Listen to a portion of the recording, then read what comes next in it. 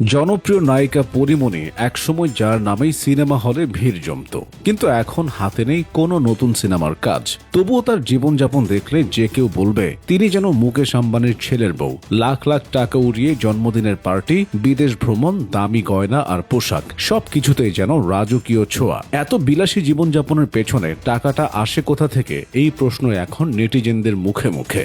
কেউ বলেন পরীমণি নাকি ব্যবসা আছে, আবার কেউ কেউ নানা রকম গল্প রটান যার অনেকটাই গুজবের পর্যায়ে পড়ে। এমনকি প্রবাসী সাংবাদিক নাজমুস সাকিবও একসময় কিছু দাবি করেছিলেন, যা নিয়ে যথেষ্ট বিতর্ক তৈরি হয়েছিল। তবে এসবের কোনো কিছুই নিশ্চিতভাবে প্রমাণিত নয়। বাস্তবতা হলো সিনেমার বাজার এখন আগের মতো নেই। হাতে কাজ না থাকলে তারকারা যে বিকল্প পথ খোঁজেন সেটা খুব স্বাভাবিক কিছু নয়। পরীমণিও সেই ধারার বাইরে নন। সম্প্রতি তিনি ব্যবসা বাণিজ্যের দিকেও মন দিয়েছেন। বডি নামে একটি পোশাক ব্র্যান্ড চালু করেছেন, যা ইতিমধ্যেই সোশ্যাল মিডিয়ায় বেশ জনপ্রিয়।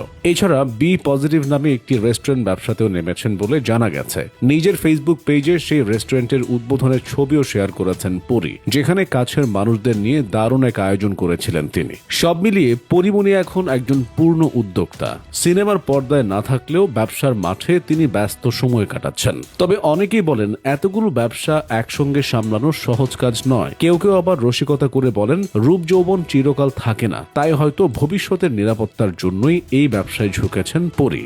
কথাটা পুরোপুরি ভুলও নয়। একসময় আলোচিত সমালোচিত এই নায়িকা হয়তো বুঝে গেছেন গ্ল্যামার জগতের আলো যেমন দ্রুত জ্বলে ওঠে, তেমনি দ্রুতই নিভেও যায়। তাই এখন তিনি নিজের জন্য গড়ে তুলছেন নতুন এক পৃথিবী, যেখানে পরী শুধু নায়িকা নন, একজন উদ্যোক্তা, একজন মা, একজন যোদ্ধা।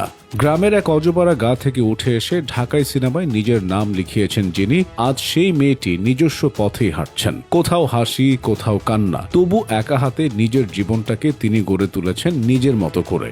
দিন শেষে